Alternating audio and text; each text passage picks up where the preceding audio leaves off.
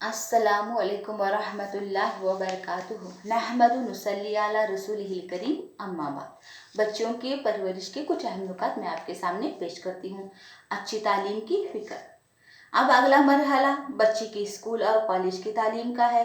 जो मदरसा और जामिया की तालीम है वो तो बहुत आसान है कि बच्चे को अगर आप हाफिज़ा बनाना चाहती हैं तो जब बच्ची 5 साल की हो जाए तो इसको मदरसे में भेजें और इसको पहले आखिरी 3 पारे 28, 29 और 30 ये याद करवाएं। फिर इसके बाद प्रिंसिपल से, उस्तादनी से मीटिंग करें। अगर उस्तादनी कहे कि बच्ची ज़हीन है, जल्दी याद कर लेती हैं, और अब बच्ची खुद भी कहे कि मैं भी याद करने के लिए तैयार हूँ, अब इसको बकिया कुरान भी याद करने के लिए मौका देना चाहिए। जिस तरह बच्चे को कुरान याद करने पर 10 बंदों की शिफात मिलेगी, बच्ची को भी इसी तरह मिलेगी।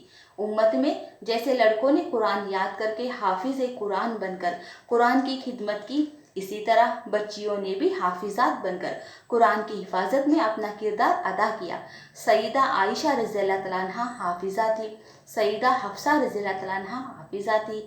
ये अल्लाह की वो बंदियाँ थी जिनके सीनों में कुरान का नूर था। मोहब्बत इब्न सिरीन रहमतुल्लाह अलैह की बहन हाफिजा बिनते सिरीन थी।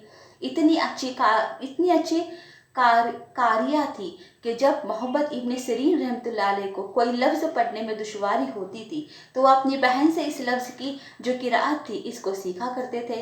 तो औरतों ने भी कुरान पाक से इश्क की दास्तानें रकम की हैं।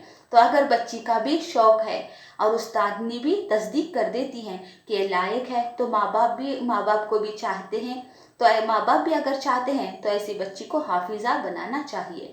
और अगर देखें कि 3 पारे याद करने में ही इसने सुस्ती की या याद नहीं कर सकी तो हाफिज़ा बनाना बच्चियों के लिए लाजिम नहीं होता, इसको आलिमा बनाना चाहिए। हाफिज़ा बन जाए फिर इसके बाद आलिमा बन जाए तो नूर अल्लाह नूर है। बच्ची के सीने में अगर इल्म का नूर होगा तो इसको कदम कदम पर मसाइल पूछने की ज़रूरत ही नहीं रहेगी। कल इसको अपने बच्चों की तरबियत करनी होगी तो ये दीन के मुताबिक इसकी तरबियत कर सकेगी, घर के माहौल को दीन के मुताबिक बना सकेंगी। चनाचे हमारे अकाबिर ने कहा है, अगर किसी बंदे के 2 बच्चे हों, एक बेटा और एक बेटी, और वसाइल इतने हों कि वो 2 में से एक को तालीम दे सकता है, तो इसको चाहिए कि बेटी को तालीम पहले दे दे। इसलिए कि मर्द पढ़ा फर्द पढ़ा, औरत पढ़ी तो खानदान पढ़ा।